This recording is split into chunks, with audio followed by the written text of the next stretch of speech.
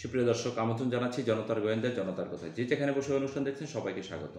দর্শক, আপনারা জানেন ৪ দিনের সফরে আমাদের মাননীয় প্রধান উপদেষ্টা প্রফেসর ডক্টর মোহাম্মদ ইউনূস লন্ডনে পৌঁছিয়েছেন। উনি আ আ লন্ডনের স্থানীয় সময় ৭টা ১৫ হিথ্রো বিমানবন্দরে অবতরণ করেন এবং তার সাথে ২ জন বিচক্ষণ ব্যক্তি রয়েছেন। তারা হচ্ছেন দুদকের চেয়ারম্যান এবং বাংলাদেশ ব্যাংকের গভর্নর।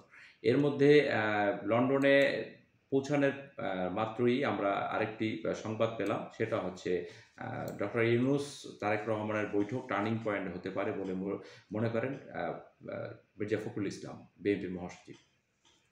আসলে বাংলাদেশের টার্নিং পয়েন্ট কোনটা সেটা আমরা অত বুঝি না। আমরা বুঝি বাংলাদেশে গণতন্ত্র ফিরে আসবে, মানুষ ভোটাধিকার ফিরে পাবে, মানুষের বাকস্বাধীনতা ফিরে পাবে এবং বাংলাদেশের মানুষ স্বাধীনচেতা হিসাবে ঘুরে বেড়াবে।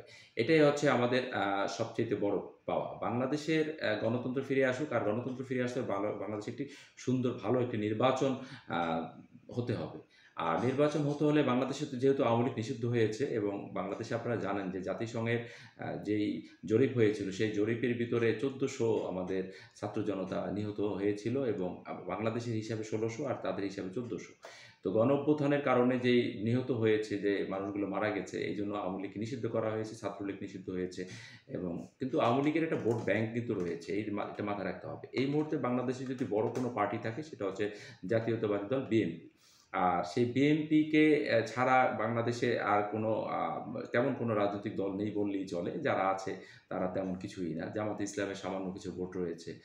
এনসিপি ছোট বাচ্চাদের একটি দল। এটা কি হবে না হবে তারও কোনো কিছু বলা যায় না। তো সেই ক্ষেত্রে যদি টার্নিং পয়েন্ট বলে থাকেন মির্জা ফখরুল সাহেব, উনি একদম খারাপ কিছু বলেন নাই। আর তারেক রহমান সাহেব কিন্তু আগের চেয়ে অনেক ম্যাচুরিট এবং অনেক রাজনীতিক হয়ে উঠেছেন। অনেকে স্টাডি করেছেন। বাংলাদেশের জন্য অনেক ভাবেন এবং বাংলাদেশে ওনার যে দলটি, যিনি ভারপ্রাপ্ত চেয়ারম্যান উনি রয়েছেন, সেই দলটার এখন বর্তমানে উনি ভালো একটা অবস্থান সৃষ্টি করেছেন এবং ইয়াং জেনারেশন তাদের একটা বড় অংশই এখন তারেক রহমানের ভক্ত হয়ে উঠছে দিন। আমরা দেখেছি যে বিএনপি যেখানেই কোনো রকমের ১৭ বৎসরের নির্যাতনের যে প্রতিশোধ নেওয়ার জন্য জ্বলে উঠছিল, তখন তারেক রহমানকে হুঙ্কার দিয়েছে যে কোনো প্রতিশোধ নেওয়া যাবে না এবং প্রতিশোধ নিতে গেলে তার বিরুদ্ধে কিন্তু অ্যাকশন হবে। অ্যাকশন কিন্তু আমরা অলরেডি দেখেছি। অনেক জায়গায় বরখাস্ত হয়েছেন, অনেক জায়গায় তাদেরকে সাময়িক বরখাস্ত করেছে, অনেক জায়গায় একদম ফাইনালি বরখাস্ত করে দিয়েছে যে আর কোনো অবস্থাতেই বিএনপিতে ফেরা যাবে না। আর বিএনপিতে যারা আওয়ামী লীগপন্থী রয়েছেন, যারা রয়েছেন তাদেরকেও প্রবেশ করতে দেওয়া যাবে না। তো সেই দিক থেকে বিএনপি কিন্তু একটা ভালো অবস্থানে রয়েছে আমরা মনে করি। আর বাংলাদেশ পরিবেশ অনুসারে যে রাজনীতি যেভাবে চলে সেইভাবে গতানুগতিক রাজনীতি থেকে ফিরে আসতে তো একটু সময় লাগবেই।